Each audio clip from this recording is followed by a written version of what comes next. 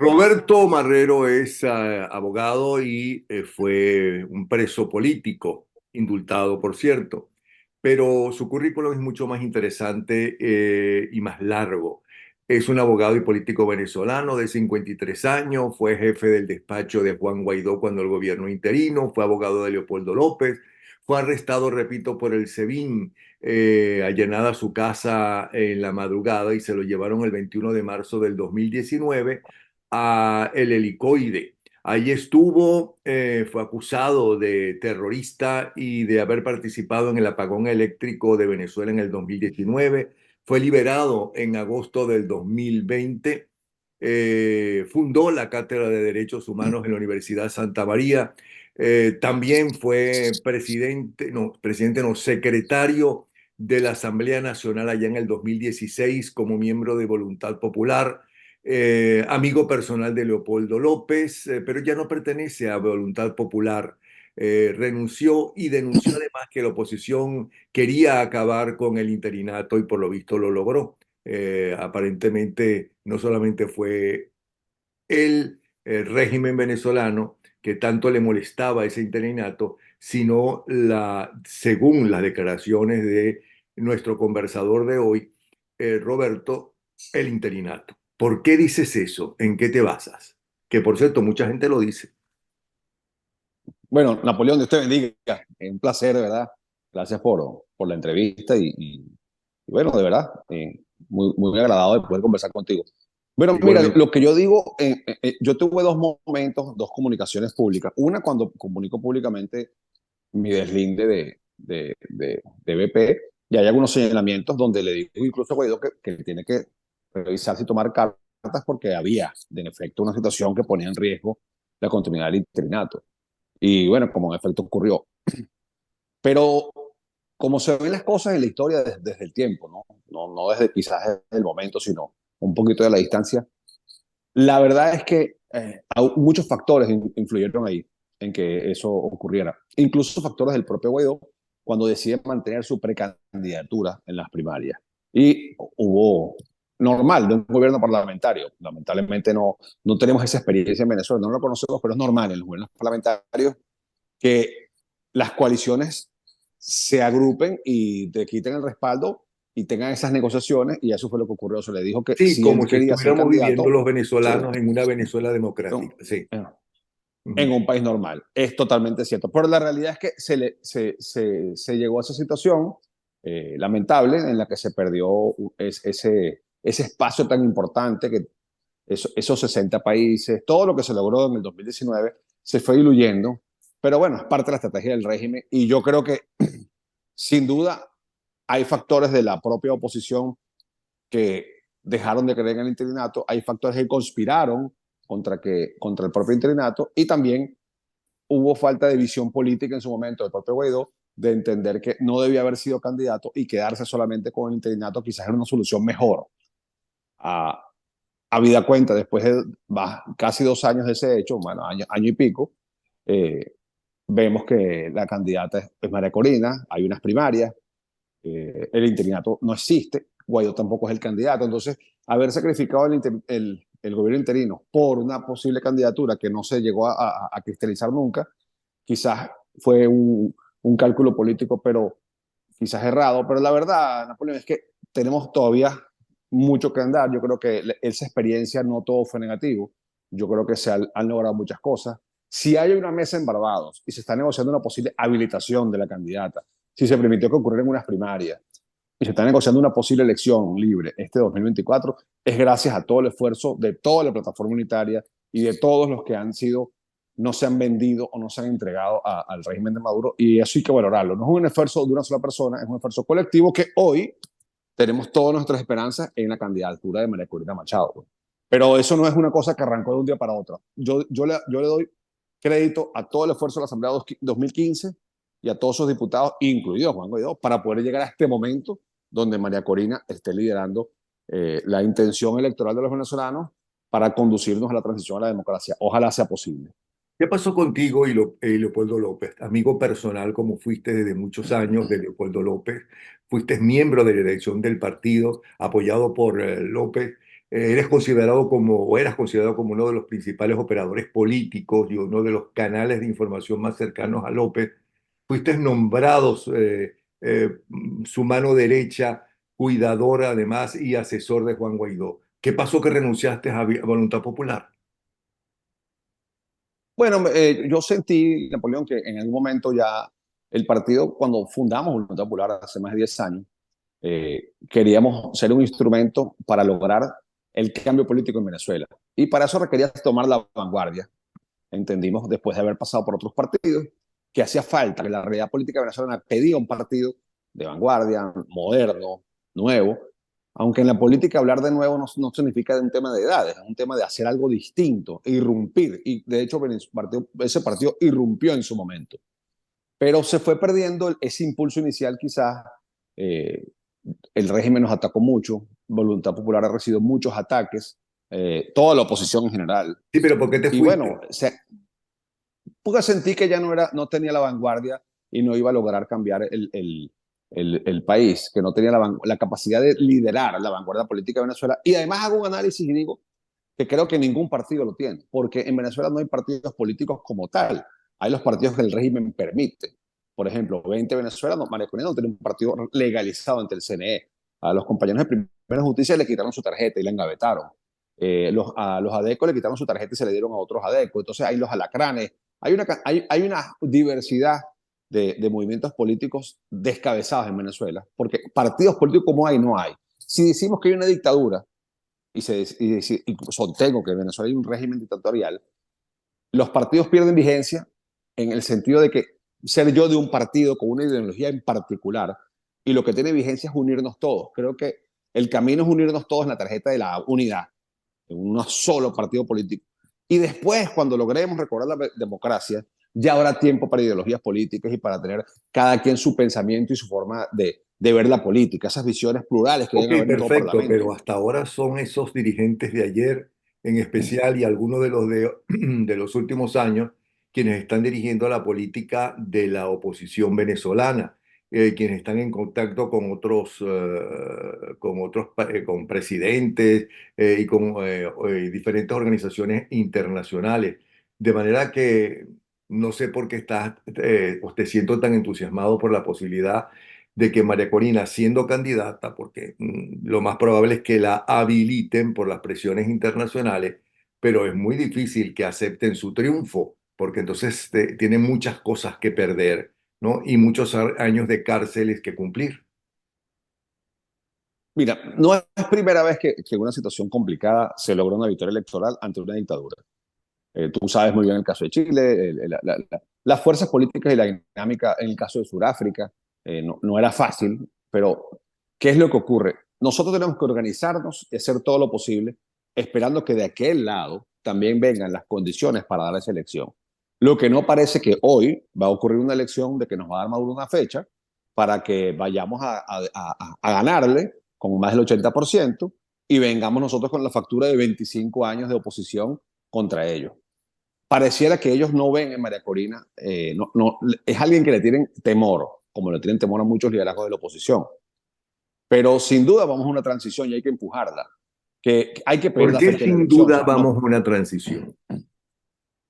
bueno, ya ocurrió, ya no manda el chavismo, ya hubo una transición hacia el madurismo, que es otra cosa distinta, incluso peor, que es la que ha llevado Maduro en los últimos años. Maduro ha descabezado a todo lo que son chavistas originarios. Hoy vemos Más que tarde Maduro hablamos de esta persigue. afirmación tuya que escuchaste en la cárcel, porque te voy a preguntar sobre la gran traición que le hizo Maduro a Chávez en las últimas peticiones de Chávez, cuando estaba ya moribundo. Pero no entiendo por qué tú sientes que hay una transición hacia la democracia. No, yo digo que hay una transición en el poder, del chavismo al madurismo. Ahora tenemos que lograr que esa transición sea efectiva del madurismo hacia retornar a la democracia. Las transiciones no se decretan, ocurren. Y la transición, creo que debemos darle un piso político constitucional, porque es muy fácil hablar de la candidatura de María Corina y de que reconozca como en efecto tiene un liderazgo importantísimo en las primarias que logró ganar en buena lid con más del 90% de los votos. Pero la realidad es que el poder lo tiene el régimen y el poder lo tiene Maduro y su grupo. ¿Y qué garantías tienen ellos de que no va a venir una revancha después de estar 25 años siendo oposición con violaciones de derechos humanos, con injusticias, y que ese facturero no se convierta en el gran problema para que efectivamente ocurra una transición. ¿Qué garantía tienen quienes están hoy en el poder de que no van a ser perseguidos y van a terminar presos de quienes lleguen, de quienes de verdad deberían estar mandando? Porque en Venezuela la oposición es mayoría, desde hace años. La oposición al régimen, tanto al chavismo como al madurismo, hoy Maduro es minoría absoluta. Lo vimos con los 2,5 millones de personas que votaron sin ningún recurso en unas primarias que fueron autogestionadas, con muy pocos centros, con saboteo, con persecución, y la gente salió a votar. Y sobre todo, el centro político de Venezuela, que es lo que más me parece importante, se desplazó de las clases medias a los sectores populares. Hoy los sectores populares están siendo la vanguardia del cambio político en Venezuela, y los que reclaman a Maduro cambio político y quieren sus elecciones ya. Quizás los sectores clases medias están más agotados de la lucha, o simplemente están más desesperanzados. Pero yo noto, y lo vi en las elecciones regionales del año 2021, el triunfo de Barinas fue muy elocuente y fue muy esclarecedor. Se ganaron en sectores, en parroquias donde nunca le ganamos a Chávez, nunca. Barrios y sectores como la Unión, parroquia Arismendi, que es súper apartado. No sé si te acuerdas, ¿Estás Napoleón, en este de que momento estuvo en algún partido político o cercano a algún partido político? a la MUD. Estoy en la unidad. Ese es mi partido en el que milito. Apoyé las primarias, apoyo al candidato ganador de las primarias, y apoyo una transición política, apoyo la mesa, la negociación de Barbados, apoyo las gestiones que está llevando dirigidas por Gerardo Blay, apoyo el cambio político, apoyo la transición política en Venezuela. Eso es lo que estoy apoyando ahorita. Y por Ahí supuesto, estoy, cuando venga democracia, militaré en algún partido. ahí estoy leyendo desmantelada cédula terrorista. Estás tú y está Luis Alberto Páez Salazar. Sí. Cuéntanos, ¿qué ha pasado con Alberto Páez Salazar? ¿Qué es de su vida? ¿Quién es? Es un joven que trabajaba con nosotros, un muchacho muy, muy, muy bueno, un muchacho humilde, una persona que por supuesto fue absuelto porque no tiene nada que ver. Lo que pasa es que en Venezuela la justicia ha tomado primero, a todo el mundo lo enjuician detenido, no te enjuician en libertad como es el deber ser. Y segundo, que siempre buscan al menos 3 imputados para meterte asociación para delinquir, que es un delito que requiere para que ocurra, requiere del concurso de 3 o más personas. Entonces siempre están buscando el que estén, agarran a alguien, la orden de captura era para mí, pero iban a llevarse a todo el que estuviera en mi casa en ese momento para poder tener suficientes personas con que montar un expediente de asociación para delinquir. Y él Y estaba en bueno, la luego madrugada en estuve, tu casa. él estaba en las inmediaciones, un espacio que tenemos alquilado para que la gente que trabaja con nosotros pudiera estar de guardia, pues, trabajando ahí. ¿Cuánto tiempo estuviste en el SEBIN preso? Tuve año y medio, un año Año y y medio, medio. tuve 18 meses. ¿Y qué se aprende? ¿Qué aprendiste en prisión? Aprendí que lo único importante es el tiempo, lo único que tú no dominas, el tiempo es muy valioso. Aprendí a, yo digo que es un diplomado en relaciones humanas, lo que haces en la cárcel. Sin duda te cambia, te maduras algunas etapas de tu vida, aprendes a querer más a la familia, aprendes a querer más a los hijos, aprendes a querer más el sol, aprendes a querer más el rocío de la mañana, aprendes a hacer, quizás te rehumanizas un poco, porque hay cosas que, más en un mundo con tanto tecnología, con tantas cosas que uno deja de apreciar en su justa dimensión. El sol, el simple hecho de todos los días tener que puedas abrir tu puerta y ver el sol o ver la lluvia. O sea, que te llueva. Yo tuve la suerte que al día siguiente llovió, y cuando sales no duermes. Pues el primer día fuera de la cárcel nadie duerme. No tienes sueño, estás mucha ansiedad, mucha excitación, y te estás aclimatando. Y ese día tuve la suerte que llovió, y para mí fue una emoción sentir que llovía, y yo estaba recibiendo gotas de lluvia porque estaba afuera de mi casa, donde fue, de la misma casa que fui detenido.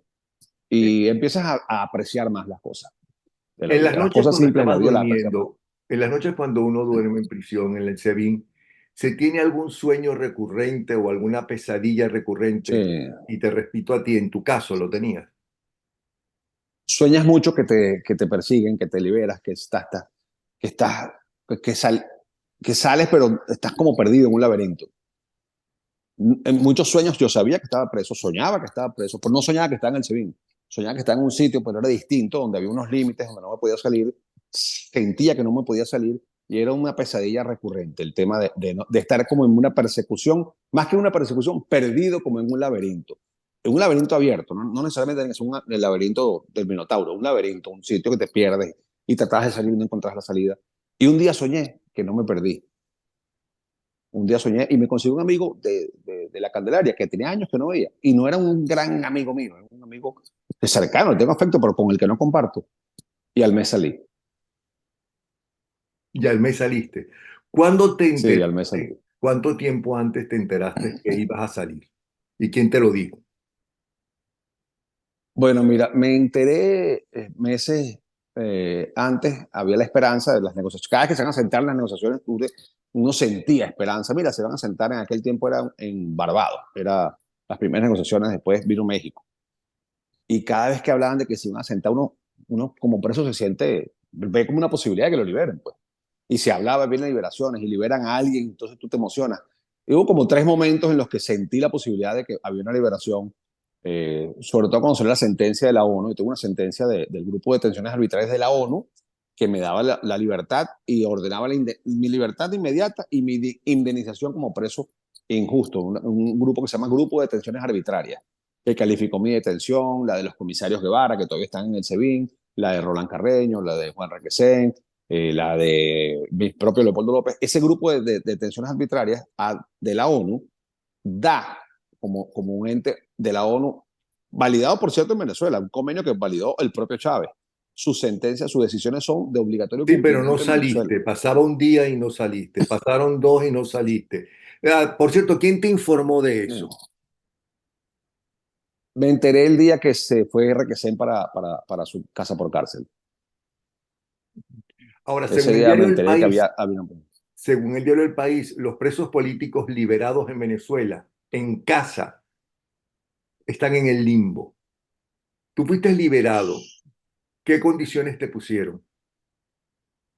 Mira, no tuve condición. En ese momento se buscaba llegar a un acuerdo con... no, yo no negoció mi grupo político, negoció otro grupo político.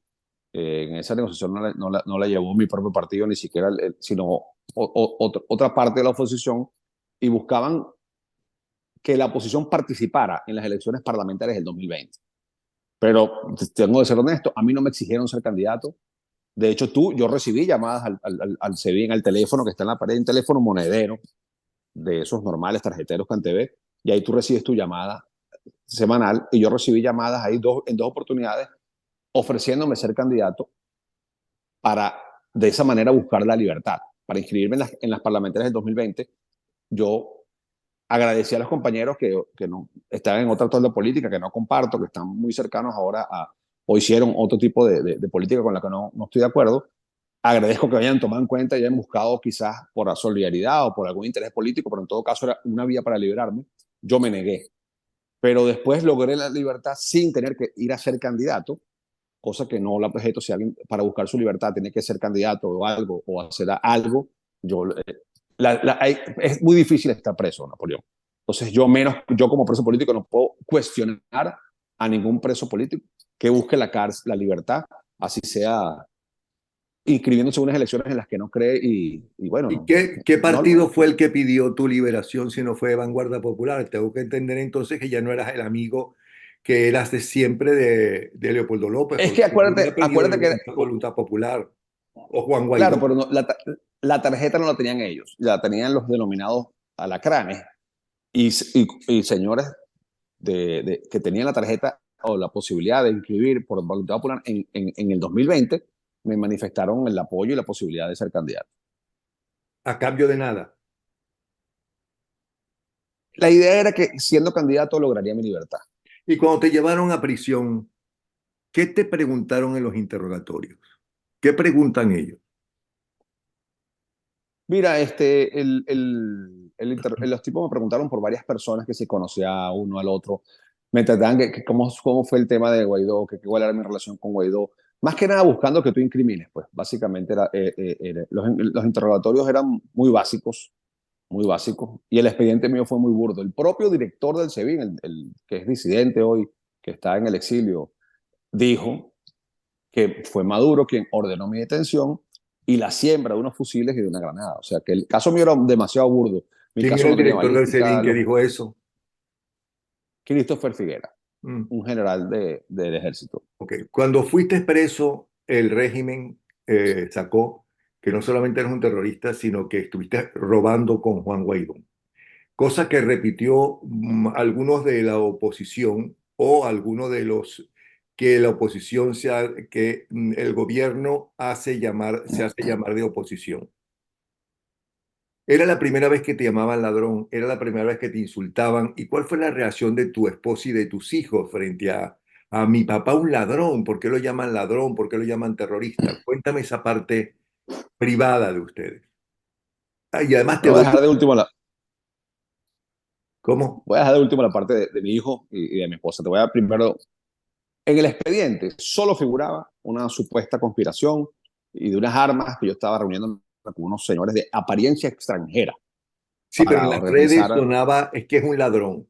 Es que eso es lo que voy, que es el gran error que cometemos como oposición, que no entendemos que enfrentamos una dictadura. Nosotros no tenemos que ser, nosotros mismos no podemos ser los replicadores del mensaje de la dictadura. En el propio expediente no ponían nada de eso. En el expediente no había nada de dinero, no había ningún problema de otro índole que no fuera un conspirador, un terrorista que estaba con unas armas y buscando financiar unas operaciones con unos señores de apariencia extranjera. Vea tú a saber qué es apariencia extranjera. Eso se cayó, porque nada, la verdad que yo tuve quizás la suerte. De apariencia Primero, bueno, extranjera, porque eran rubios sí, con ojos verdes. imagínate tú, como si en Venezuela no hubiesen catires, y eran de extranjeros. Entendía yo que eran como centroamericanos. Yo no entendía. Yo se lo decíamos a la juez. Dígame usted, fiscal, ¿qué es apariencia extranjera? Y le dije, mire, yo estuve en Egipto 2 veces. Y usted, el que me está acusando, es exactamente igual a un señor que yo vi en el Cairo, que es el tipo que te montaba en el camello enfrente de la Ok. pirámide. Dice, es igualito. Y entonces tu familia empieza a ver en las redes los insultos que te Bueno, hacen, yo pude hablar insultos justo por mi. supuestamente de oposición. ¿Alguna vez tu esposa te dijo algún comentario de alguno de tus hijos cuando en el colegio lo más No, probable algún niñito le dice, mira, tú sabes que tu papá es un ladrón, ¿no? no, tú sabes que mi familia, bueno, primero somos políticos de oficio, mi esposa me ha acompañado durante muchos años ya. Este año cumplimos 20 años de casado. Y mi hijo Raúl, para el momento, tenía 7 años. Y él es más bien estaba no contento, pero él sentía que su papá estaba haciendo algo en contra de Maduro. O sea, mi papá está haciendo algo porque mi papá está enfrentando a una dictadura. Él más bien lo tomó no como bien, sino como que mi papá está haciendo algo heroico, algo importante. Nunca tuvo ningún episodio, nunca lo ha tenido de que le hayan reclamado la conducta. Por el contrario, él está muy orgulloso de la lucha que se ha hecho. Es un niño súper venezolano, pero súper venezolano. Vivimos en el exilio desde hace, él va a cumplir 5 años en este mes de febrero, que está afuera, pero él se siente muy identificado con ¿Cuánto Venezuela tiempo y todo lo estuviste contrario, una vez que te meten en el SEBIN sin ver a tu esposo y ver a tus hijos? 1 año y 8 meses. ¿En ningún momento te visitaron? Es que cuando yo tenía, mira, te pongo en contexto, nosotros salíamos de una gira en febrero por Sudamérica con Guaidó. Y yo tenía claro que las cosas se estaban calentando, ya teníamos, ya me había llegado la información pues de que la persona más sensible, más débil del equipo iba a ser yo, porque será el principal operador de Guaidó, pero no era diputado, no tenía inmunidad. Yo fui secretario de la Asamblea porque yo le gano a las elecciones en Monagas Sí. a Diosdado, pero me inhabilita Tibisay, con una ardita ahí del CNE administrativo, y entonces terminé siendo secretario y luego me convierto en el director del despacho de la presidencia. Cuando la cosa estaba muy complicada, yo le pedí a Romy que saliera con mi hijo por un tiempo, por lo menos. La verdad es que yo quería que se quedaran para yo poder estar tranquilo, sin la presión de tener a la familia. Y te digo que fue lo mejor que hice en la vida. ¿Que se quedaran El poder estar dónde? sin la, se vinieron con mi hermana Belén, que estaba en Estados Unidos. Tenían un compromiso con un ahijado que cumplía, Ok, él entonces tenía que estaban en bautizar. Miami. Ujú. ella estaba en Miami, no, yo estaba en Venezuela. Yo le dije, vete para allá. Y yo salí a la gira con Guaidó por Colombia, Ecuador, Brasil, Paraguay, Argentina. Y de regreso, cuando yo llego al país, gracias a Dios, había Bueno, de salido. Y le regreso a dije, los mira, si tú no Estados te vas, Unidos, ¿no? Y de no, no, regreso. no, de regreso a Venezuela. Es que nosotros No, regresamos a pero él Venezuela no el 5 de no, marzo. en esa gira no terminó en Estados Unidos en No, el no, no, discurso. no. Esa fue la primera gira. Esa fue la segunda gira del año siguiente. Ya en esa gira yo estaba preso. Lo que te quiero decir es que si mi esposa y mi hijo hubiesen estado en Venezuela, yo era mucho más vulnerable. A mí me ayudó muchísimo a soportar la presión y no doblarme, saber que ellos estaban a resguardo. En el gobierno Entonces, interino se robó mucho. no se robó que yo sepa nada. No. Tú no puedes robar cuando no administras. La verdad es que ahí no se administró, pero en todo caso yo nunca administré. Eh, yo ni siquiera tuve el nombramiento. Yo ni siquiera pude ejercer eh, mi oficio como jefe del gabinete del presidente. No lo pude nunca registrar porque yo tenía una sentencia de la Corte del Tribunal Supremo que decía que yo seguía siendo secretario. ¿Te acuerdas que ellos intervinieron en la Asamblea y la Sí. junta directiva que ellos validaron fue la de Henry Ramos, donde él era el presidente y yo era el secretario, y esa junta se mantuvo activa para, Pero hablan de el régimen de ellos. monómeros, habla de robos en monómeros, hablan de darle dinero a un canal de televisión que está en Miami, y todas esas cosas la habla inclusive la propia buena parte de la oposición. Bueno, pues la verdad que es parte de la oposición tarifada y es lo mismo, pues, pero todo eso es absurdo. Absurdo, totalmente absurdo. O sea, es falso. No solo que es absurdo, es falso. Es falso. Háblame Pero de como te digo, Guaidó, porque a lo mejor otra persona lo ha defendido, pero la primera defensa valiente que yo he leído de Guaidó es de un hombre que realmente entre la izquierda tenía una imagen horrible, pero nunca dejó de ser respetado por un hombre valiente como Atahualpa Montes. Eh, y defiende, sin conocerlo para nada, ni siquiera haber hablado nunca con él, a Juan Guaidó como un muchacho valiente que realmente hay que respetar todo lo que hizo y todo lo que arriesgó, inclusive su vida y la de su familia. Tú que lo conociste de cerca, ¿qué puedes decir de lo bueno y de las debilidades de Guaidó? yo soy de los que no sataniza la oposición y valoro los riesgos, no solo de Guaidó, de todos los diputados que no se vendieron. O sea, por supuesto que Guaidó tuvo un sacrificio particular, él y su familia, pero hay muchos diputados que son anónimos, pero que les fueron a tocar la puerta, que les dijeron te voy a dar tanto, un maletín con plata, medio millón, $1 millón, una camioneta, no te voy a fastidiar, haz esto, y se negaron. Yo creo que la oposición venezolana no sabe lo que tiene. La gente, el pueblo de Venezuela, después con el tiempo se va a dar cuenta de la cantidad de líderes que no se doblegaron, que no se vendieron. Y es muy fácil criticar no desde la distancia del exilio, desde el desconocimiento. Hay gente que vive en Caracas su vida lo más tranquila en su burbuja, va para su concierto y dice, yo no quiero saber nada de política. Chévere, es válido, respetable, pero tampoco destrocen a los que han dado su vida por ello, le han dicho que no a cantidades importantes, porque es muy fácil hablar, pero a ti te tocó la puerta para ofrecerte $1 millón para que te voltees y no lo hicieron. ¿Tú sabes cuánta gente se fue con los alacranes? No llegaron a 20 diputados, entre principales y suplentes.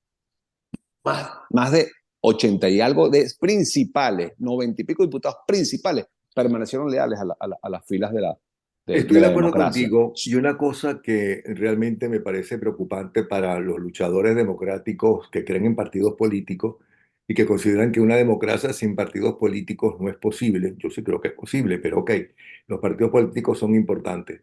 Eh, una cosa que creo es cómo suben a una persona, ¿no? Y Sí, de claro. repente empiezan a hundirlo y a hundirlo y a hundirlo y a hundirlo. Y el héroe que era Guaidó, o el héroe que era, no sé, Leopoldo López, por citar a dos amigos tuyos, eh, lo empiezan a tumbar y a hundir. Y siento No, el que ya ha Capriles. empezado con María Corina Machado. Sí, sin duda, pero ¿Por por qué? eso es ¿Por qué pasa eso? ¿Por qué son así? ¿Eso es envidia? ¿Qué es? bueno, vamos a ir al histórico. Así fue en la mal llamada Cuarta República. Le endilgaron Bueno, pero cosas la como llamada Cuarta República, y perdona que te interrumpa, era un país democrático. con sus No, no, defectos, con no, sus virtudes, pero pero estamos hablando de una tiranía. Entonces tú sí, no sí, sí, puedes sin duda. comportarte como si estuviera políticamente, como si estuvieras luchando contra una, ni siquiera con una dictadura nacionalista como era la de Marcos Pérez Jiménez, ¿ok? O como era la de Augusto Pinochet, por citarte dos que querían a sus países pero que tienen muertos encima, ¿ok? Estás luchando contra un narcotráfico, contra musulmanes radicales, contra los dos grupos terroristas colombianos. Cónchales, cónchales. Bueno, es una tinería que se dedica a eso, a acabar, perseguir la oposición, dividirla, comprarla, vejarla. Y si tú te prestas para eso, le haces el servicio a la tiranía. Estoy de acuerdo contigo. Y es distinto la lucha en democracia y la crítica en democracia que la crítica en un régimen como el que te lleva Maduro. Por supuesto, donde no hay medios, para empezar, no hay medios de comunicación. Para empezar, todas las páginas están totalmente censuradas. Es muy probable que tu Twitter, tu página web, es la única, tu Twitter es la única manera que tienes para comunicarte. Ningún programa de radio en Venezuela te va a sacar una opinión tuya. A mí, ningún programa de Venezuela me entrevista. En los años que estuvo Guaidó en la presidencia interina, ninguna, nunca fue a Globovisión o a Venevisión o a ningún canal nacional. ¿Por qué? Porque es una tiranía que domina todos los medios de Porque comunicación. lo Y cierran. ese aparato, exactamente, y ese aparato sirve para eso y lo usan muy bien para decir lo contrario, para meter fake news. Y es muy fácil hablar mal de la oposición porque la gente está desesperanzada. El problema es que el caldo de cultivo Pero ¿por para qué el mucha chisme, gente de oposición se presta para hablar mal? por desconocimiento y porque están desmoralizados. Porque esa misma gente, cuando ganó Margarita en la primaria, estaba contenta. Y si la habilitan, tú vas a ver que va a haber caravanas de alegría y las redes van a hacer una fiesta y va a haber una emoción. Pero la gente es así. La gente lamentablemente es muy volátil en los sentimientos y más con ¿A estas ti redes te duele sociales. que te insulten? Falta cultura política. ¿A ti te duele Bueno, cuando ven que te están insultando? es que es parte de la política, es parte del oficio político. Ahora, Pero si yo te entiendo llaman el ladrón, insulto, lo mínimo que puedes hacer es demuéstralo porque si no lo voy a demandar. Y demándalo. pero ¿dónde los demanda? ¿En qué tribunal en Venezuela no demanda a nadie? Ah, no, tiene que ser fuera. Pero de alguien que esté Sí, fuera pero insultándote. Mira, nos ¿y quedan cómo ejecuta? solamente 2 minutos, lamentablemente.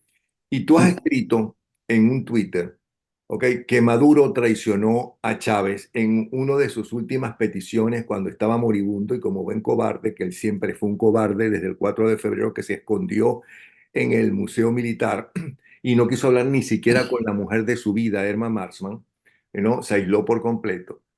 Entonces, háblanos de cómo te enteras de eso que estás diciendo, que la traición de Maduro a Chávez. No, ahí lo que ocurrió es la orden no cumplida, como titulo yo ese artículo, la orden no cumplida del comandante. Resulta ser que el día 7 de octubre del 2012, cuando Chávez le gana a Capriles la elección, ¿Le ganó realmente a Capriles la elección? yo creo que no, pero el candidato lo reconoció, o sea, hay hechos muy sólidos. La prueba reina de la victoria electoral es que el candidato contrario reconozca. Ok, Y entonces, Capriles, ¿qué pasó Chávez entonces? ganó. Él es un Chávez que se sentía desahuciado, que sabía que había fracasado su revolución. Estaba como en un modo culpa, ¿no? Y empieza a su entorno, le dice que va a liberar a todos los presos políticos y va a un plan de reconciliación nacional, porque ese conflicto no se podía mantener si él no estaba, él entendía políticamente que en ese clima de conflicto que él pudo llevar, que a la final lo llevó a la tumba y acabó con su salud y con su vida, no lo iba a llevar su sucesor. Había que bajarle dos. Y él promueve una liberación y una amnistía total de todos los presos. En el helicoide hay presos que recibieron y se reunieron y un viceministro del Ministerio de Prisiones fue a hablar con todos los presos en todos los centros de reclusión y les manifestó que había la orden de liberarlos. ¿Quién era ese Pero esta orden no viceministro? se ejecuta. Te puedo dar el nombre, creo que es García Utrera, ¿no? Es un hombre, asumo que debe ser un militar, que era un viceministro del Ministerio de Prisiones. El nombre Ok, creo que es García Utrera. ok, entonces fueron a Te hablar, lo puedo escribir con delante de ellos. mí. ¿Y qué pasó? Bueno, esa orden no se cumplió. Asumo que cuando Chávez se va a Cuba, el encargado de ejecutar eso es Maduro, le fueron dando largas Y a mí lo que me molesta, mi llamado, mi alerta es a que con el tema de que esos son presos de Chávez, mantienen presos todavía a los policías del 11 de abril, a los hermanos Guevara, a los comisarios Guevara y a tantos otros presos más. Y la verdad es que es mentira que son presos de Chávez, porque el propio Chávez dio la orden del indulto y su entorno de la época lo sabe. Eso llegó. Si hubo reuniones con los presos, imagínate que no puede Sí. haber hablado en No son Miraflores presos de de Chávez, sus... sino son de Maduro. Bueno, de verdad que fue Exactamente. bien, bien interesante. Perdona que te esté cortando, ¿no? Pero era bien interesante hablar contigo, Roberto. Roberto Marrero, abogado, político, expreso político, indultado, fundador de la Cátedra de Derechos Humanos de la Universidad Santa María, exsecretario de la Asamblea Nacional en el 2016, es miembro de Voluntad Popular, exsecretario de Juan Guaidó cuando el gobierno interino. De verdad, Roberto, un abrazo y muchas gracias, ¿eh? Dios te bendiga, Napoleón. Gracias.